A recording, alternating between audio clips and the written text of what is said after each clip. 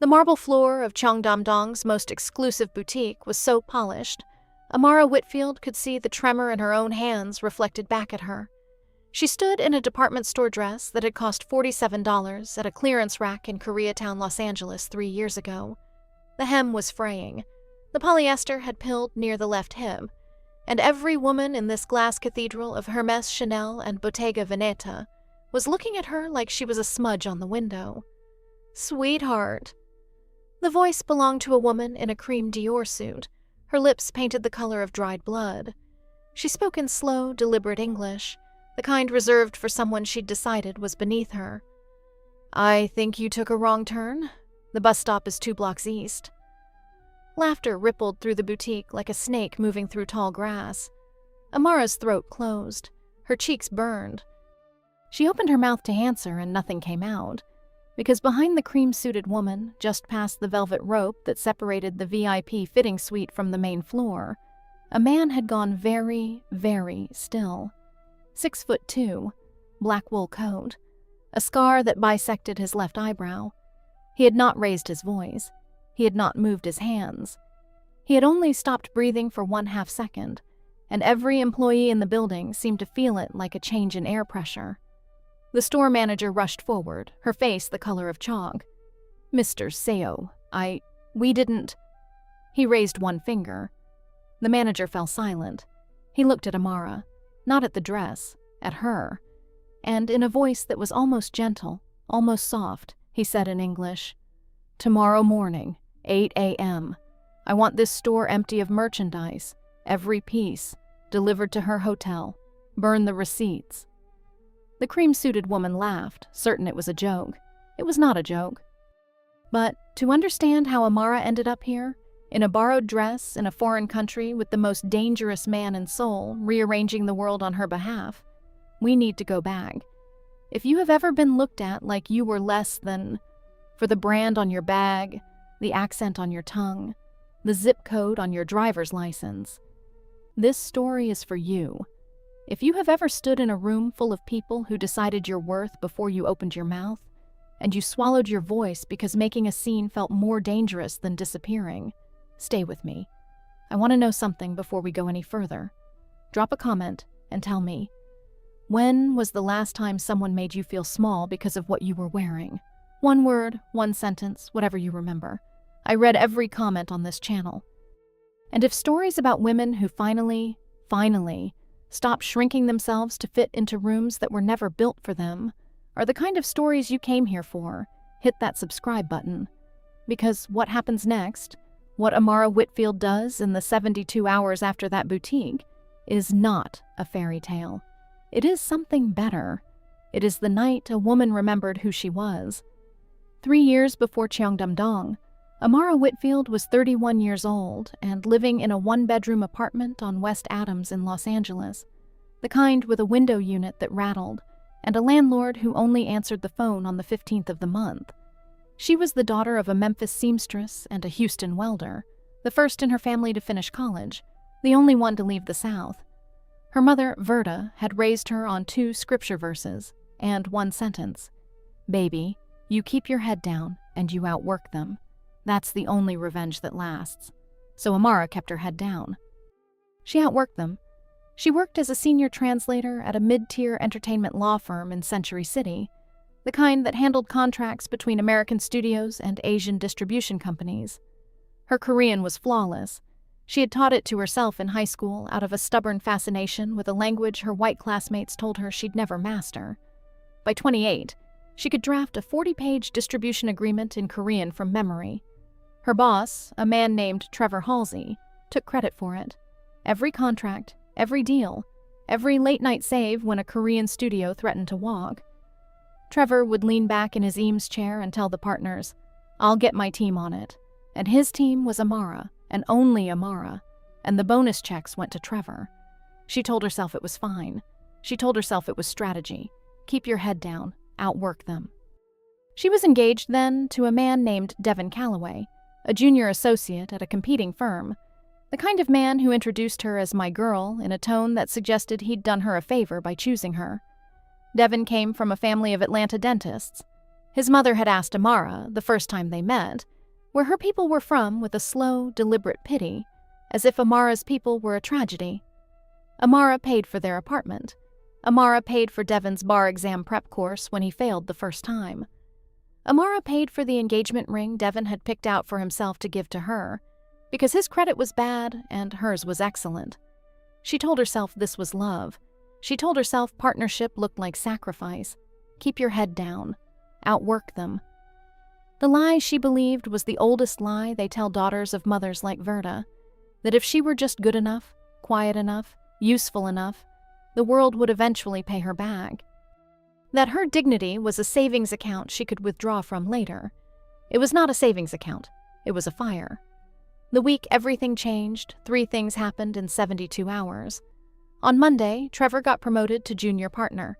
The promotion came with a corner office and a salary that doubled his.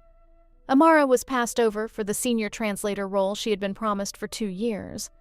The new senior translator was a 24-year-old white woman named Brielle, who had taken 1 semester of Korean at UCLA and could not conjugate past tense. On Wednesday, Amara found a receipt in Devon's coat pocket, a hotel in Pasadena, a spa charge, a second name on the booking, Brielle Hutchins. Yes, that Brielle, the new senior translator.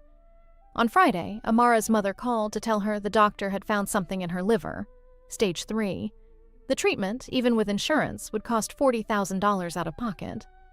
Devon, when she told him that night through tears, sighed and said, "Babe, you know my money is tied up." His money was tied up in a leased BMW and a watch he'd bought himself for his 30th birthday. That was the moment Amara stopped crying. Not in a dramatic way. Just... the tears stopped. Something inside her, a small flame she had been protecting for 31 years, finally caught dry wood. She did not yell. She did not throw the ring. She went into the bathroom, closed the door, looked at her own face in the mirror for a long time, and said out loud, "To nobody, I am done being useful to people who would never be useful to me." She did not know yet how to leave. She did not know yet where to go. But she knew this. The next time someone offered her an opportunity, she was going to say yes, even if it scared her, especially if it scared her. The opportunity came 8 days later. His name, the email said, was Seo Joon-ho. The email was forwarded from a colleague at the firm, a Korean attorney named Hyun-woo, who had been Amara's only real friend in the building, the only one who pronounced her name correctly. He wrote, "Amara, a private client of mine, is looking for an English-Korean interpreter for a series of meetings in Seoul. 3 weeks. Discretion required. They asked me for the best translator in California, and I gave them your name. The pay is $120,000. Cash on completion. Are you interested?" She read the email 3 times. $120,000 was, almost to the penny, what her mother's treatment would cost with 3 months of follow-up care. She wrote back, yes. She did not ask what the meetings were about. She did not ask who Seo Joon-ho was. She told herself later that she did not ask because she was desperate, and desperation has a way of making you incurious. The truer answer was that some part of her, the part that had stopped crying in the bathroom, had been waiting for exactly this, a door that opened sideways, a chance to step out of the small, careful life she had been building for other people's comfort. She told Trevor she had a family emergency. She told Devon nothing. She packed 2 suitcases, one of clothes and one of her mother's old recipes, and she got on a Korean air flight on a Tuesday. Seoul in late October was colder than she had braced for. The driver who met her at Incheon held a placard with her name spelled correctly in both English and Hangul. He drove her to a hotel in Gangnam she could not pronounce, a building of black stone and amber light, and he handed her an envelope with a keycard, a phone, and a single handwritten note in English. "Ms. Whitfield, lobby, 7 p.m., SJH. She wore the only good dress she owned, the cheap one, black, knee-length polyester, the hem starting to fray. She had meant to buy something new in Seoul, but the airport taxis had taken longer than expected, and her feet were swollen from the flight, and she told herself it didn't matter. She was here to translate, not to be looked at. She came down at 6:58. She saw him before he saw her. He was sitting in a deep velvet chair near the lobby fireplace, a glass of something amber in his hand, no ice. He was reading a folded newspaper in Hangul. He was younger than she had expected, early 40s maybe, with the kind of face that did not invite questions. There was a scar through his left eyebrow, faint, the kind that whispered instead of announcing. He wore black, all black. The watch on his wrist cost more than her car. She walked up. She said in careful, formal Korean, "I am Amara Whitfield. I believe you are expecting me." He looked up. For 1 second, one full, unhurried second, he did not move at all. He looked at her face, not her dress, not her bag, her face. And whatever he was looking for, he seemed to find it, because the corner of his mouth lifted almost imperceptibly, and he said in English with a low, careful accent, "Ms. Whitfield, please, sit." She sat. He did not introduce himself by title. He did not hand her a contract.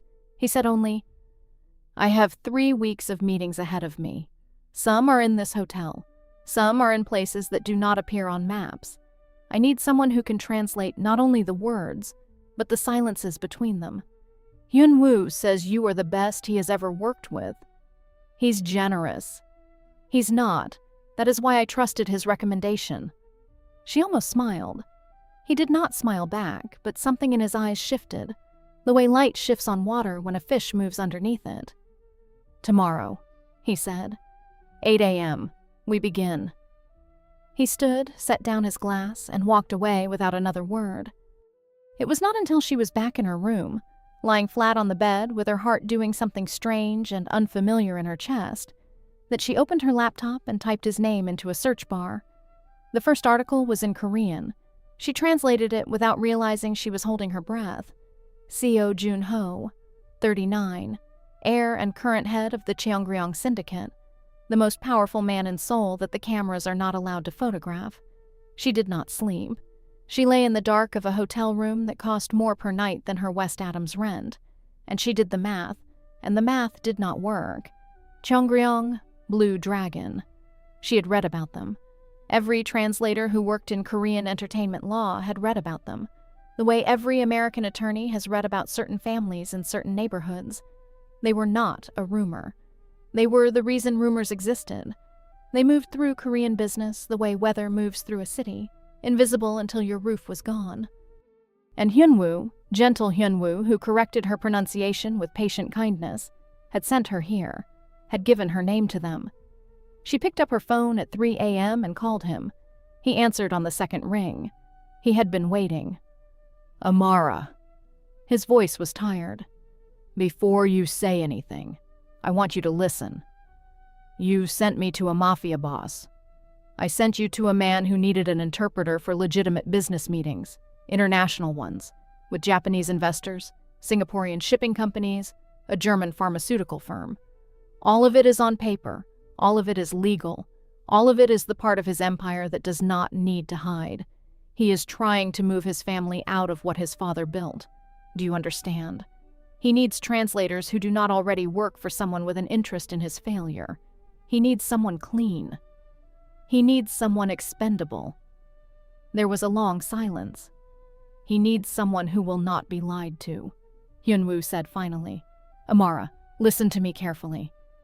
I have known Seo Joon-ho for 11 years. He does not lie to people who work for him. He will tell you what you are walking into before you walk into it. If you ask him tomorrow morning who he is, he will tell you the truth. If you ask to leave, he will pay you for the days you stayed and put you on a flight home. I would not have given him your name if I believed otherwise." She closed her eyes. "Why me, Hyun-woo? Why now?" "Because you are the best translator I have ever worked with, and because you called me 3 weeks ago crying about your mother, and I have not stopped thinking about it." She did not cry. She had not cried since the bathroom, but she felt something in her chest open and close, like a door checking the weather. "I want you to understand the risk," Hyun-woo went on, his voice very steady. "He has enemies. Some of them are in the rooms you will translate in. They will not hurt you. He will not allow it. But they will see you. They will remember your face." If you take this job, you do not get to unwalk into this world. People will know who you worked for. This is the last warning I will give you." She thought about Trevor in his corner office, about Devon's hand on Brielle's back at a spa in Pasadena, about her mother on the phone, trying to make stage 3 sound like an inconvenience. She thought about the way Seo Joon-ho had looked at her face, not her dress, her face. "I'll see him in the morning," she said. She hung up. She did not sleep. She showered at 6. She wore the same cheap black dress because it was the only formal one she had brought. She came down at 7:55. He was already there, same chair, same newspaper, as if he had not moved. She sat down across from him and did not wait for pleasantries. "I know who you are." He folded the newspaper. He looked at her for a long, calm moment. He did not deny it. He did not perform. "Then you have a question to ask me," he said. "Several. Ask. Am I in danger?" "No more than I am." "That isn't an answer." The faintest smile. "It is the only honest one. The people I do business with this week will not touch you. I've made that clear before you arrived. But the world I live in is not a safe one, Ms. Whitfield. If you walk into it, even for 3 weeks, you cannot walk out of it as if you were never there. I will not pretend otherwise." "Why did Hyunwoo send me?" "Because I asked for someone who could not be bought, and he said, 'I know exactly one person.'" She held his gaze. "What do you want from me, Mr. Seo?" "Your work, your discretion. 21 days, $120,000, wired to any account you name, the day you board your return flight. And after? After, you go home. You take care of your mother. You never have to see my face again, unless you choose to." He said it the way another man might offer a glass of water, without drama, without weight. She looked at her hands. They were not shaking. "I'll do the work," she said. "But I want it in writing, every clause, Korean and English." Something in his face, something very small and very real, softened. "Of course," he said. "I would not have respected you if you had not asked." The contract he handed her the next morning was the most honest legal document she had ever read. It was 9 pages, dual language, drafted by an attorney whose name she recognized from international arbitration journals. It spelled out her duties: simultaneous interpretation in 17 named meetings, written translation of documents under NDA, no recording, no notes leaving the building. It spelled out her protections: a security detail of 2 men assigned to her hotel floor 24 hours a day, a panic line she could call from any phone, diplomatic-grade legal counsel pre-retained on her behalf in the event of any contact with Korean or U.S. law enforcement. And then, in the section labeled Risks, it spelled out in plain language exactly what could go wrong. It said her face might be seen by people she did not want to know her face. It said her name would never appear on any document, but her presence in Seoul would, at some point, be noticed by intelligence services in 3 countries.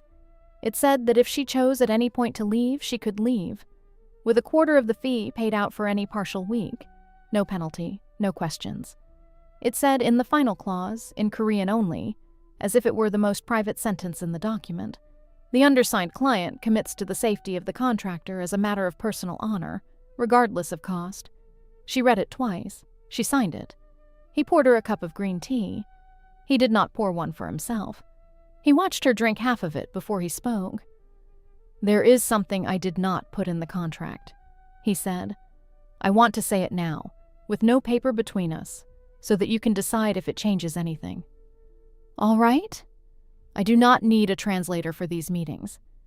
I have 3 on staff who are excellent. I asked Hyunwoo for a translator because I wanted to meet you." She set down the cup very carefully. "I don't understand." 6 months ago, I read a contract that was negotiated between a Korean entertainment company and a Los Angeles law firm. The Korean side was at a disadvantage. The American firm had built loopholes into the licensing language that would have cost my Korean colleagues $40 million over 5 years. Whoever translated the Korean version into English caught the loopholes and rewrote the clauses so that they could not be used. The translation was not signed. I asked Hyunwoo. He said the translator was a woman named Amara Whitfield, who would not receive credit, because her boss had filed the work under his own name. She did not breathe. "I made it my business to know your name," he said. "I followed your career for 6 months. I did not contact you because I did not have a reason to. When Hyunwoo told me what was happening to your mother, I had a reason. You created a job for me. I created a true one. Every meeting is real. Every payment is earned. But yes, I called Hyunwoo first. I told him I needed someone clean. I knew what he would say." She put her hands flat on the table. "Why?" "Because the people who built my world used talent like yours and threw it away. Because I am trying to build a different world, and I need people in it who know what it costs to be invisible." He paused. "And because I wanted to know if the woman who rewrote that contract would look me in the eye when she found out who I was. You did. You are." She breathed out slowly. "You should know something, Mr. Seo." Her voice was steady. "I am not a project. I am not a charity. I am not a woman you save." "I know." "Then we understand each other." "I believe we do." She extended her hand across the table. He took it. His palm was warm and dry, and his grip was not heavy. 3 weeks, she said. "I do the job. You pay me. I go home." "Yes." She did not say, and after that, he did not ask. But that night, walking back to her room with the security detail 2 paces behind her, she realized something that frightened her more than any contract. She had not been afraid of him once. Not in any room, not for any minute. She had been more afraid of Trevor Halsey and Devin Calloway, men who smiled while they took from her, than she had been of a man in Seoul who told her, in writing, exactly what could go wrong. She had spent 31 years being afraid of the wrong people. The first meeting was at a tower in Uedo, 18th floor, glass on 3 sides, the Han River silver in the morning light. The Japanese delegation arrived with 3 lawyers and 1 translator of their own, a thin man named Yamashita, who spoke a careful, formal Korean, and watched Amara with the wary curiosity of a man who had not expected her. She did her job. She translated 47 minutes of dense financial language without pause, catching in real time 2 clauses where the Japanese side was trying to slip in arbitration rights that would have moved disputes outside Korean jurisdiction. She rendered the Japanese into Korean honestly. She rendered the Korean responses into Japanese flawlessly. She added nothing. She softened nothing. Seo Joon-ho did not look at her once during the meeting. But when it ended, and the Japanese delegation had bowed and left, he said in Korean, loud enough for the room to hear, "That is the cleanest interpretation work I have witnessed in a decade. Thank you, Ms. Whitfield." 3 men around the table. Korean men, older, the kind who had spent their careers calling women like her miss, stiffened. She did not flinch. She inclined her head. "It was my pleasure." And that, she realized, walking out of the conference room with her notebook tucked under one arm, was the first time she had ever been thanked, publicly, in a professional room, by a man with power. It tasted strange, like a food she had heard about her whole life and never eaten. By the end of the first week, 3 things had become true. 1, she was, by any honest measure, the best person in every room she entered. The Korean executives stopped trying to talk past her. The Japanese delegation requested her by name for follow-up sessions. A Singaporean shipping magnate handed her his business card and said, "If you ever leave him, call me." 2, she was being watched, not by the security detail, who were polite and invisible, by someone else. She felt it on the second night, walking back from a late dinner, the prickle on the back of her neck that her grandmother in Memphis used to call somebody's grave being dug. She told Seo Joon-ho. He listened, asked 4 questions, and the next morning her security detail had doubled, and the man she had felt watching her had disappeared from the city. She did not ask how. She did not need to. 3, her mother's first chemotherapy infusion had been scheduled. Amara had wired $30,000 from her signing payment to a Memphis hospital. Verda had cried on the phone, the first time Amara had heard her cry since her own father's funeral. "Baby, Where did you get this money? A good job, Mama. A real one. You sure about that? I'm sure. Hold on a second. I want you to pause right here, because what happens next is the part of this story I keep thinking about. If you're with me so far, if this is hitting something true for you, do me a favor. Hit that like button. Share this with one woman in your life who needs to hear it. The algorithm only carries these stories to other women when you do. And drop one word in the comments. The name of the person, the boss, the partner, the family member who taught you to make yourself small. We don't have to shame them. We just have to name them. Naming is how it stops. Now, back to Amara. On day 9, Trevor Halsey emailed her. Amara, Brielle is in over her head on the day 1 contract. We need you back. Whatever family thing is going on, take a long weekend in 2 months. I'll make sure you're properly compensated for the inconvenience. Call me by tomorrow. She read it twice. She felt, for the first time in 3 years, no fear. She wrote back 4 lines. Trevor, I am no longer available to do your work and let you take credit for it. I will be filing a complaint with the firm's HR department and with the California State Bar regarding 2 years of unattributed legal work, billed under your name, that I performed. My attorney will be in touch. Please do not contact me directly again. She hit send. She closed the laptop. She walked to the window of her hotel room, 23 stories above Seoul, and she looked out at a skyline of a city she had not chosen but had been chosen by. And for the first time in her entire adult life, she said out loud, to no one, I am not afraid. She was not afraid of Trevor. She was not afraid of Devon. She was not afraid of the cream-suited woman in the boutique, who, although Amara did not yet know it, was the wife of a Korean executive whose company Seo Joon-ho had absorbed 9 months earlier in a hostile takeover. The cream-suited woman had been waiting, without realizing it, for a chance to humiliate someone connected to the man who had broken her husband's empire. She picked the wrong woman. The boutique was called Maison Aerie, a flagship of a French luxury house in Cheongdam-dong. It had been 12 hours since the cream-suited woman, whose name was Mrs. Han, had told Amara the bus stop was 2 blocks east. It had been 11 hours since Seo Joon-ho had told the store manager to empty the building. He had not raised his voice. He had not made a scene. He had taken Amara back to the hotel, ordered her a meal in the private dining room, sat across from her in silence for the first 10 minutes, while she steadied her hands, and then asked, with a calm she had not expected, "Do you want me to undo what I said in there?" "Why would you undo it?" "Because I do not want to do anything you have not chosen. The merchandise can stay in the store. The receipts can stay where they are. I will pay her husband's company a visit on my own terms, and the matter will be settled without your name." She thought about it for a long time. "No," she said finally. "Not all of it. I don't need a store. But I want to walk into that boutique tomorrow morning. With you. And I want her to see me." He inclined his head. "Then that is what we will do."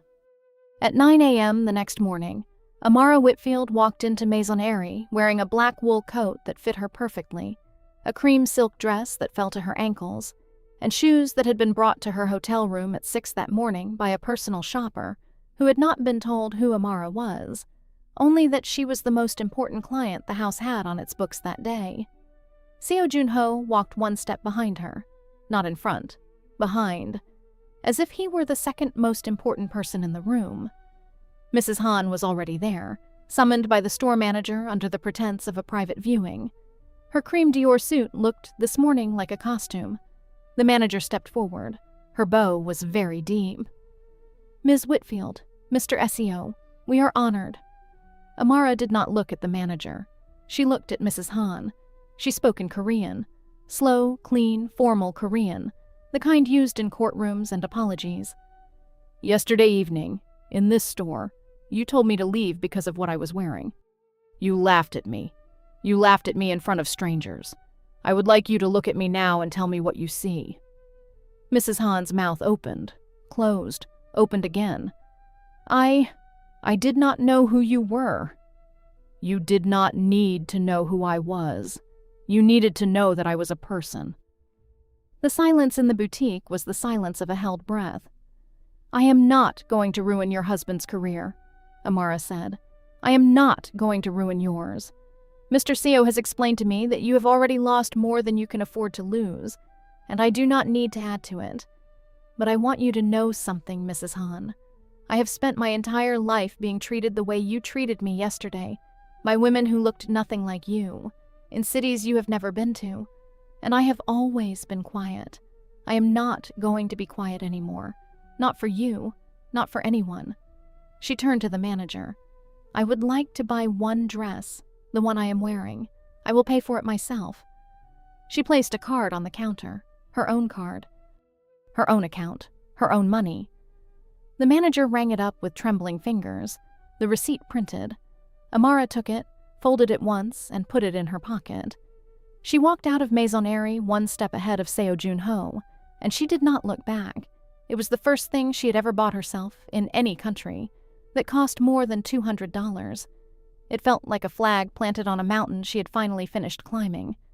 Devon Calloway flew to Seoul on day 15. He had gotten her location from her cousin in Memphis, who had not known she was not supposed to give it. He showed up at the hotel lobby in a navy suit that did not fit him as well as he thought it did, asking for Amara Whitfield, my fiancé. The front desk called her. The security detail, 2 floors up, asked if she wanted them to remove him. She thought about it. She thought about it for a full minute. "No," she said. "Send him up, to the lobby lounge, not my room." She put on her own clothes, jeans, a black sweater, no makeup. She took the elevator down. She walked into the lobby lounge and saw him sitting in a chair that was too big for him, his hands on his knees, looking, for the first time in 7 years, smaller than she remembered. He stood when he saw her. He tried to hug her. She did not let him. "Devon." "Amara, baby. Baby, what is going on? Your mama is worried sick. Trevor is calling me every day asking where you are. You disappear for 3 weeks. You don't return my calls. I find out from your cousin you're in Korea." "Sit down." He sat.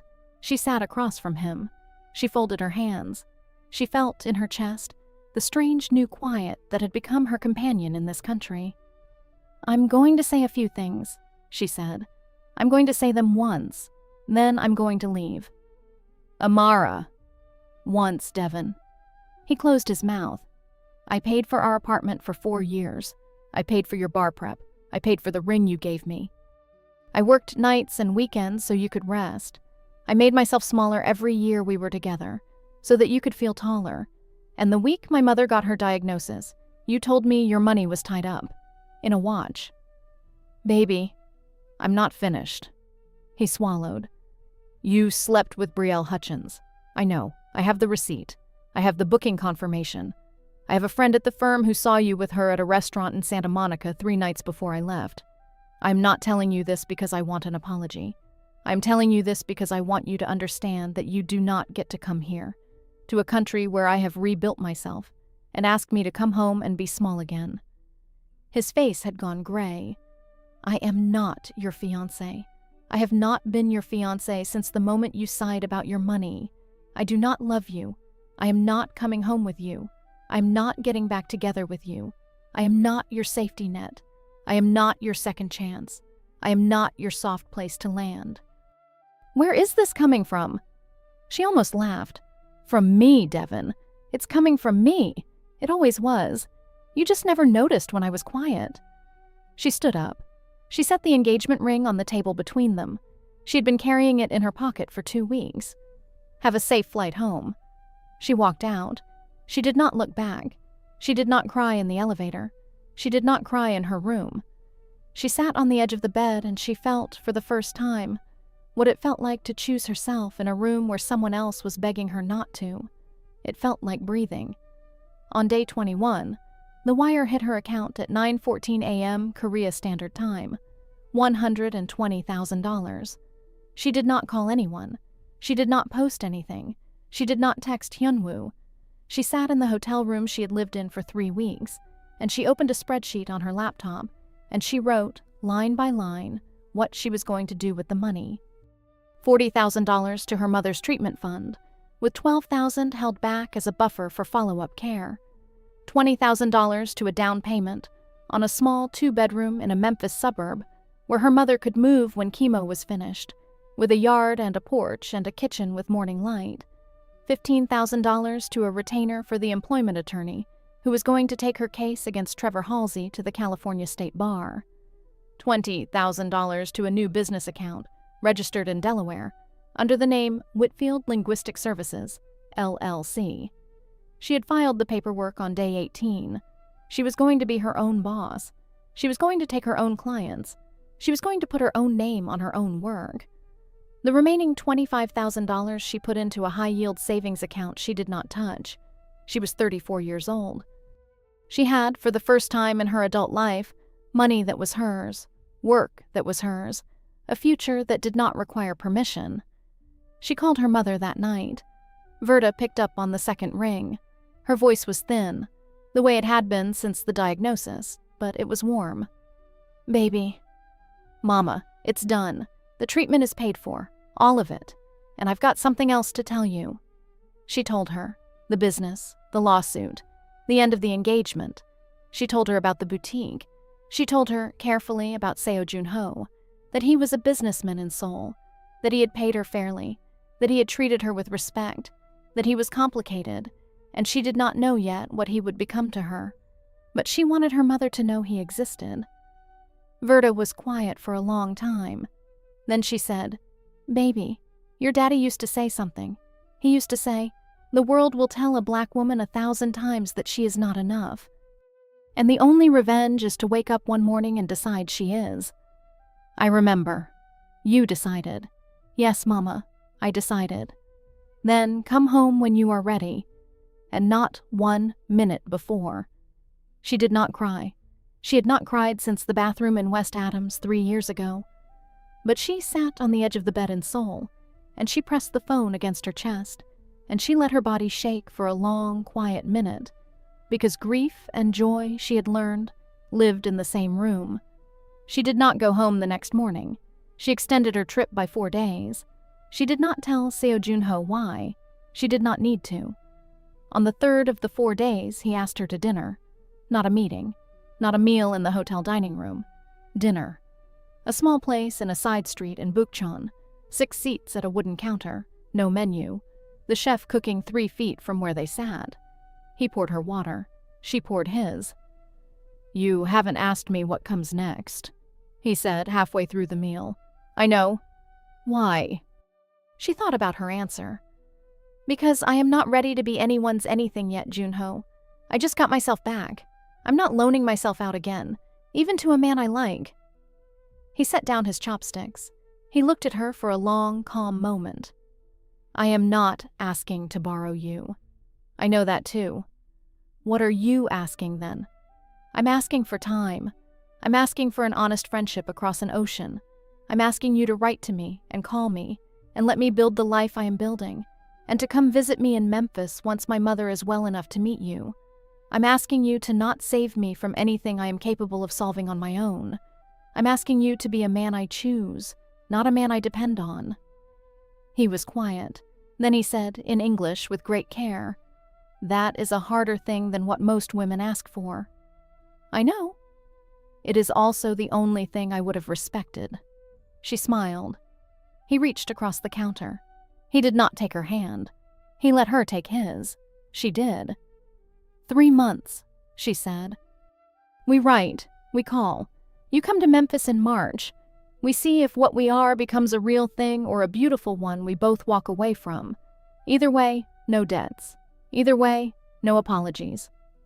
"Either way," he agreed. It was, she would think later, the most honest beginning of anything she had ever had. She did not get a fairy tale ending. There was no proposal in front of the Eiffel Tower. There was no shopping spree where a billionaire emptied a store at her feet. Not in the way the rumors in Seoul started telling it anyway. The real story was quieter. The real story was a black American woman who walked into a boutique in her own coat, paid for one dress with her own money, and walked out without looking back. She got something better. She got herself back. She got a business with her name on the door.